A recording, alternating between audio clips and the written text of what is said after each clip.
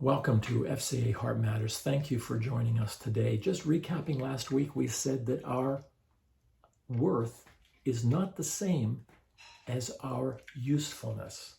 We all want to be used by God. We preach sermons calling people to surrender their lives to the usefulness of God, but we have to begin crucial in spiritual formation with not confusing that my worth to God is not the same as my usefulness to God. We've said before in our Taste and See that salvation is God's movement toward me. That's mercy and grace. But spiritual formation now is my intentional movement toward God. It's my pursuit of Him. James 4, the promise is there that if I draw near to God, He will draw near to me. So there's this dance of my movement to Him, but in my movement to Him, I discover already He's moving toward me.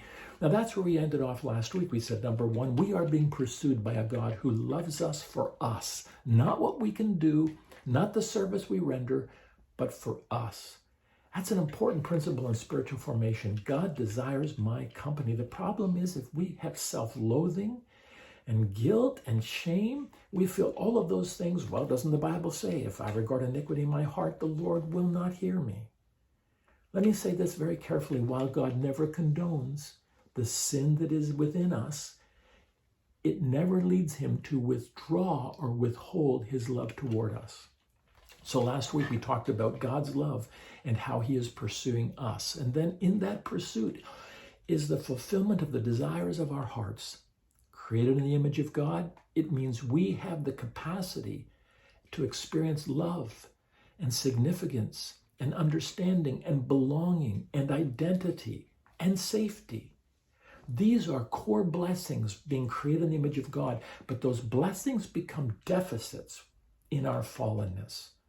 And the enemy perverts and twists all those desires and leads us astray so that we go seeking them elsewhere to the hurt and damage of our own souls. So principles of spiritual formation, number one, we're being pursued by a God who loves us. Number two, in that pursuit and going deep in that love, the desires of our heart will begin to be met. And some of those desires morphed, changed, and transformed. But then lastly, we said last week that the pathway there is solitude. Now be careful. When we look at Jesus and they could never find Him, they knew where He was, in solitude in the presence of His Father. Our spiritual formation begins, yes, it's important to be in community, and it plays a key role in our spiritual formation, but by necessity, we start with solitude and silence in the presence of God. Solitude is the place where, as the Desert Fathers said, looking at the life of Jesus, moving from baptism to the wilderness, they said, watch out. In solitude, that's the place you'll meet your demons. And in meeting those demons, you will need to begin to address them in the power of the living Christ. So when I recorded this, it was my birthday, and I happened to read this in a devotional book that has taken me to the core. Solitude is the garden for our hearts, which yearn for love. It is the place where our aloneness can bear fruit. It is the home for our restless bodies and anxious minds. Solitude, whether it is connected with a physical space or not, is essential for our spiritual lives.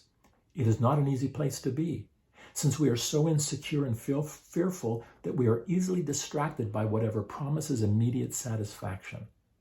Solitude is not immediately satisfying because in solitude we meet our demons, our addictions, our feelings of lust and anger, and our immense need for recognition and approval. But if we do not run away, we will meet there also the one who says, don't be afraid. I am with you. I will guide you through the valley of darkness. Keep returning to me in the place of solitude. It was Henry Nouwen that said those words, and this morning they spoke into my heart. Remember, your heart matters.